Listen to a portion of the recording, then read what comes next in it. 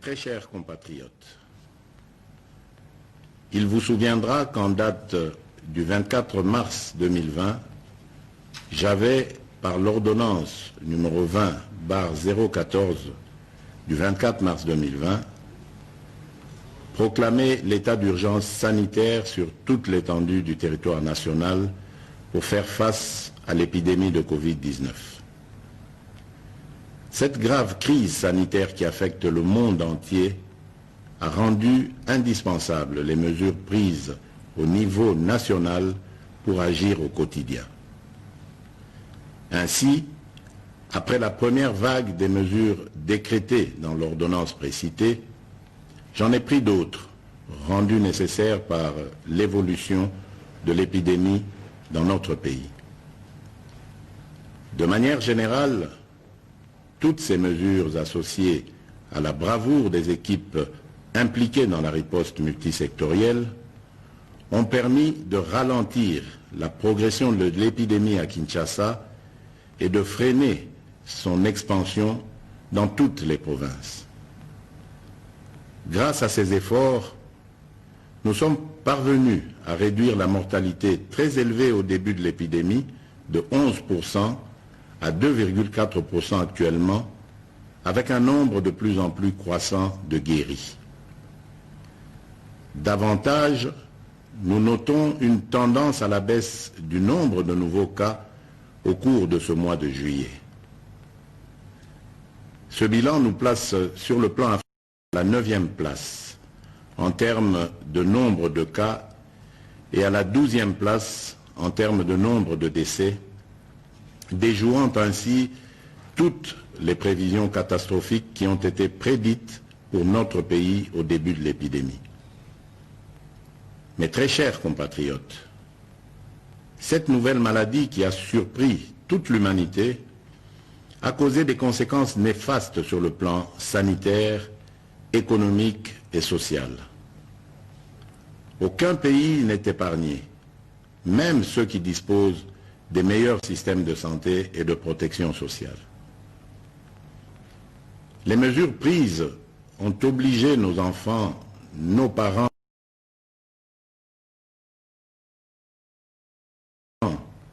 agents publics et ceux du secteur privé à rester confinés chez eux. Elles ont impacté et continuent d'impacter sur le fonctionnement des institutions de la République, sur les entreprises publiques et privées, ainsi que sur les relations bi- et multilatérales. Les leçons et expériences de 4 mois de lutte nous ont appris que nous devons vivre avec peur ni stigmatisation. Nous devons ainsi adapter nos stratégies de lutte et de prévention contre ce fléau en tenant compte de cette évidence. Face à cette réalité, un consensus s'est dégagé entre le Parlement, le gouvernement et la société civile, ainsi que le secteur privé et les partenaires techniques de sortir de l'état de lutte contre la Covid-19 à travers des mesures sanitaires, administratives et de police non dérogatoires aux libertés individuelles et collectives. Mes très chers compatriotes, aujourd'hui, 21 juillet 2020, à minuit, prend fin l'état d'urgence proclamé pour faire face à l'épidémie de Covid-19 en date du 24 mars 2020 et renouvelé à 6 reprises. Les mesures y relatives cessent d'avoir effet. Cependant, il doit être clairement entendu que la fin de l'état d'urgence ne veut pas dire la fin de l'épidémie de Covid-19 dans notre pays. Par contre, c'est l'indication pour toute notre nation de revenir progressivement à une tout en respectant les gestes barrières et d'autres mesures y relatives. Il est donc question de faire l'équilibre entre notre santé physique, celle de notre économie et la stabilité de notre société. La fin de l'état d'urgence implique le retour progressif à la vie normale en respectant un certain nombre de préalables par rapport aux mesures sanitaires qui seront de stricte observation et à la reprise des activités en fonction des secteurs concernés et suivant les dispositifs mis en place par les autorités compétentes.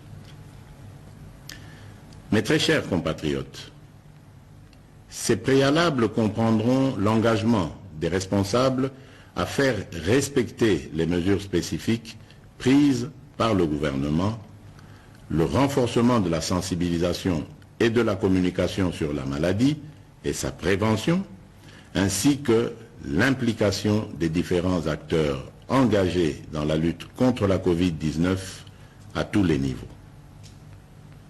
Quant aux mesures qui doivent accompagner le retour progressif à la vie normale, j'instruis ce qui suit.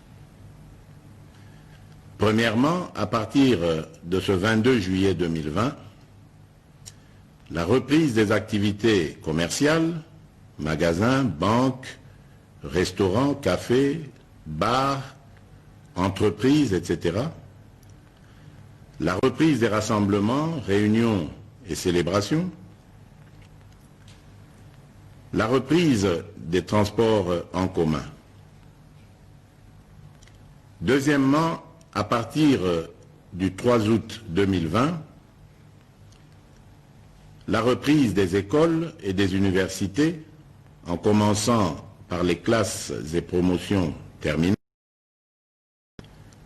Troisièmement, à partir du 15 août 2020, la réouverture des églises et lieux de culte, la migratoire interprovinciaux, l'ouverture des ports, aéroports et frontières, la réouverture des discothèques, stades et salles de spectacle. Toutefois, pour les funérailles, les dispositifs actuels restent maintenus et doivent être de stricte application. Dans ce contexte, il sied de préciser que les modalités pratiques de reprise dans les différents secteurs seront déterminées par les autorités nationales, provinciales et locales compétentes. Sans des mesures sanitaires qui doivent impérativement accompagner la reprise, je rappelle la nécessité d'observer partout et en tout temps les mesures barrières ci-après. La mise en place des dispositions de contrôle à chaque entrée impliquant la prise de température, le lavage des mains et ou l'application des gels hydroalcooliques, le port correct et obligatoire des masques dans les lieux publics, le respect de la distanciation physique, le contrôle et le suivi de l'état de santé du personnel public et privé, ainsi que la décontamination et la désinfection régulière des lieux d'activité. J'instruis le gouvernement de la République et tous les services habilités de prendre des dispositions nécessaires y afférentes. Aussi, je réaffirme mon engagement à la mise en œuvre du programme multisectoriel et d'atténuation des impacts de la Covid-19 en République démocratique du Congo que j'ai lancé le 18 juin 2020. Ce programme, qui est toujours en cours de mise en œuvre par le gouvernement, s'articule autour des trois axes ci-après. 1. Riposte, surveillance et renforcement du système de santé. 2. Soutien à la stabilité économique et relance de la macroéconomie. 3. Atténuation des risques et soutien aux populations. À cet effet, j'ai instruit ma task force, le comité multisectoriel, le secrétariat technique le ministre de la Santé et le ministre, ainsi que l'ensemble du gouvernement, de demeurer en alerte et de redoubler d'efforts dans la surveillance et la prise en charge de cette épidémie. Mes très chers compatriotes, j'invite au respect strict des mesures barrières ci-dessus décrites et aux adaptations qui vous seront proposées par le gouvernement et les services compétents afin de prévenir toute nouvelle flambée des cas qui risquent de compromettre nos efforts collectifs de contrôle de cette épidémie.